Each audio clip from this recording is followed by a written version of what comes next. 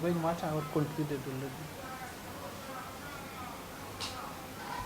The first accused person that is before court number 4. And that the court in that, the learned magistrate in that court stated that the 14 days for the second respondent had not lapsed due to the fact that he had been in hospital for some time, whereas the first respondent was granted a bond of 1 million to which he did not raise. So as it is, Your Honor, we are within